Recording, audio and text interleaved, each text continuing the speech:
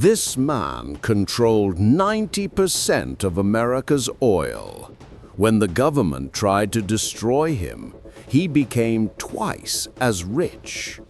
Meet the world's first billionaire and the genius strategy that turned his greatest defeat into ultimate victory. His name was John D. Rockefeller, and this is the incredible story of how one farm boy from nowhere built the most powerful company in American history. A company so dominant that it took the Supreme Court itself to break it apart. But here's the twist that nobody saw coming. Meet John Davidson Rockefeller. This farm boy from nowhere made a promise that would change America. I will be worth $100,000 before I turn 40. He beat that goal by 40 million. Born in 1839 in upstate New York, young John grew up watching his family struggle to make ends meet. His father was a traveling salesman who was barely home, leaving the family constantly worried about money. But even as a child, Rockefeller was different.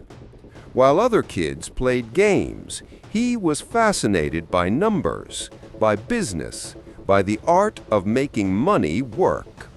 At 16, he earned $4 a week as a bookkeeper. While families around him struggled to buy bread, young John studied every penny that flowed through the company. He discovered something that would make him richer than entire countries: the power of obsessive efficiency. Every morning, Rockefeller would arrive at work before anyone else.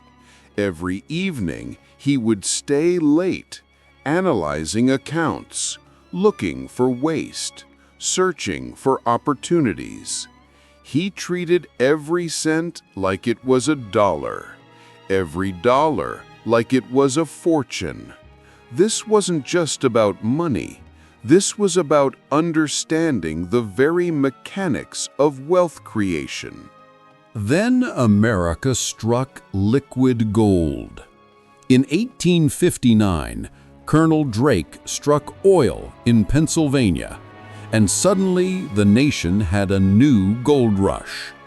While thousands rushed to drill, Rockefeller saw something different. Everyone else wanted to find oil. He wanted to control what happened to it next. The way to make money is to buy when blood is running in the streets, he would later say.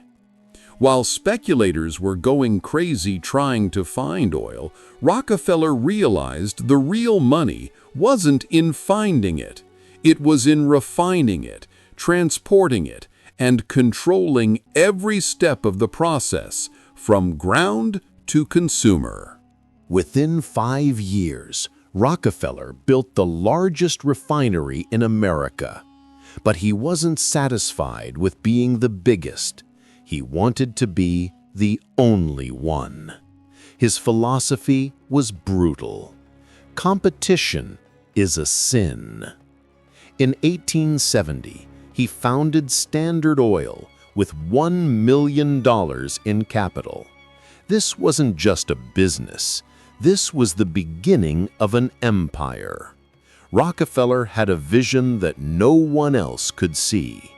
He understood that controlling oil meant controlling America's future.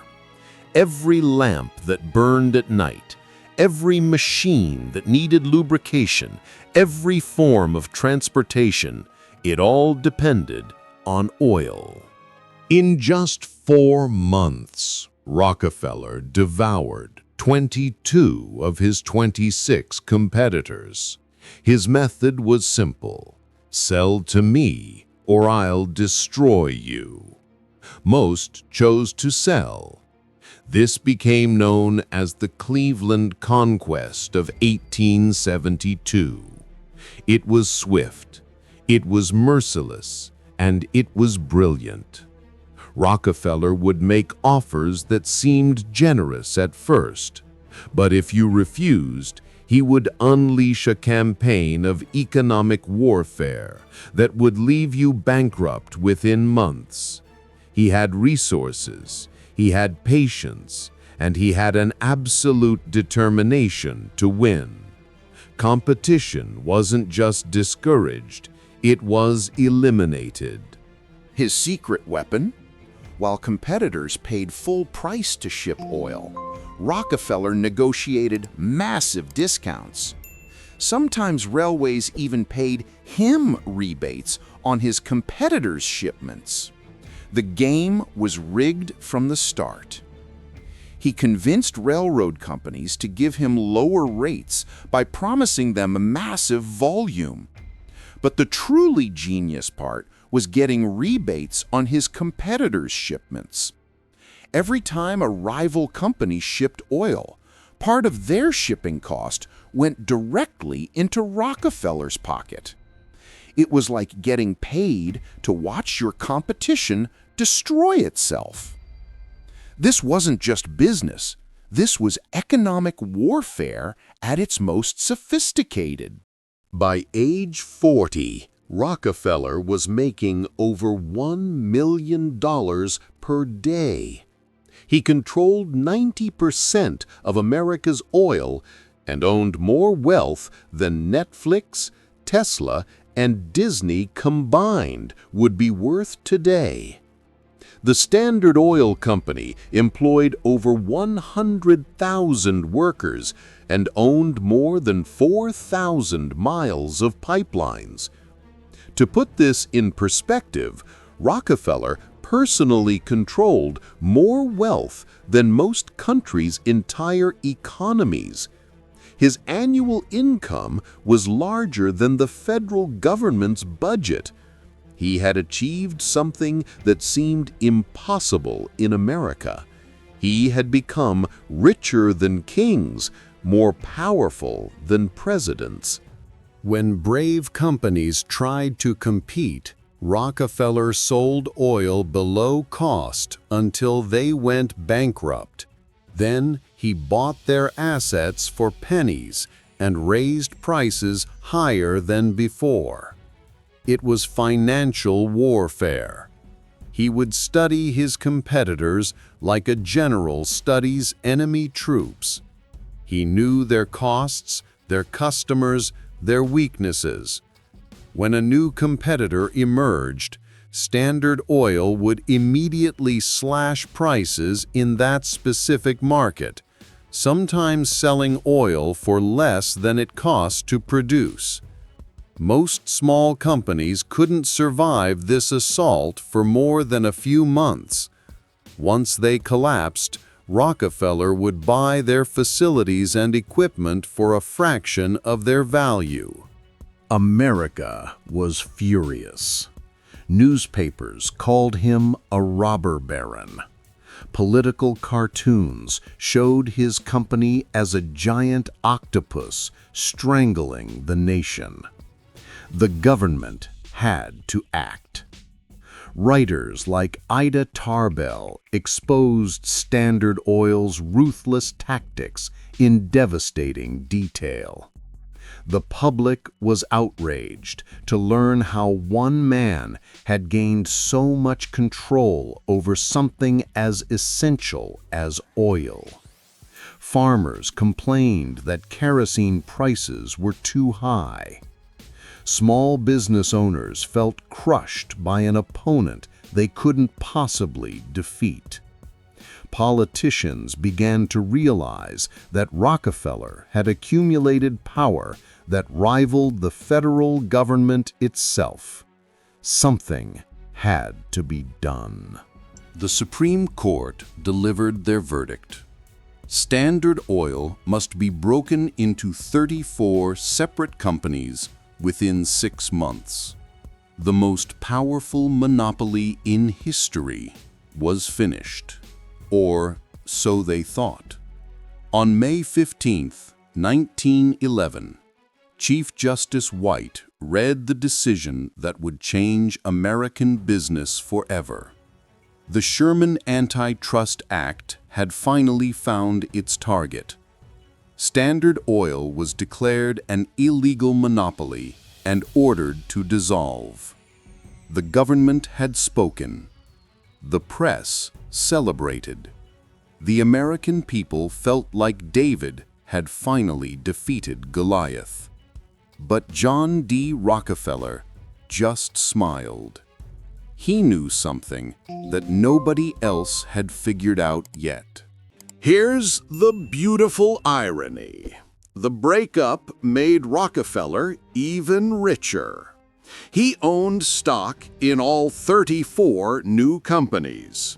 As they competed and grew, his wealth doubled to over $2 billion. The companies you know today, Exxon, Chevron, BP, they're all pieces of his empire. Instead of owning one giant company, Rockefeller now owned pieces of 34 companies that were free to grow without government interference. Each company became more valuable as a separate entity than it had been as part of the monopoly. The stock market recognized this immediately, and Rockefeller's paper wealth exploded. The government's attempt to punish him had instead made him the richest man in history. Rockefeller became America's greatest philanthropist. He gave away over $500 million, more than most countries' entire budgets. He said, "The art of giving money away is much harder than making it."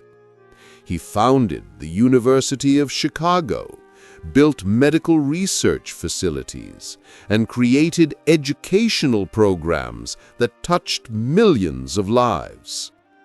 The same man who had been called a robber baron was now being praised as America's greatest benefactor. Rockefeller had learned that building a legacy required more than just accumulating wealth. It required using that wealth to make the world better. The Rockefeller Method still creates billionaires today. First, control your entire supply chain. Second, use massive scale to crush costs. Third, reinvest everything for compound growth. Fourth, when others panic, you profit. These principles built the Standard Oil empire, and they're still building fortunes today.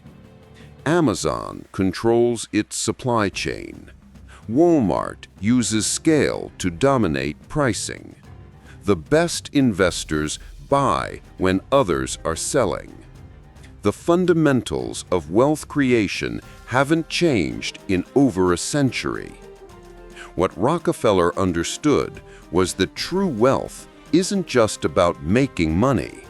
It's about building systems that make money while you sleep. Rockefeller controlled oil, but another immigrant built an even ruthless empire in steel. Andrew Carnegie started with literally nothing and ended up giving away $350 million. Subscribe to see how the Steel King built America's backbone, then shocked the world by giving it all away.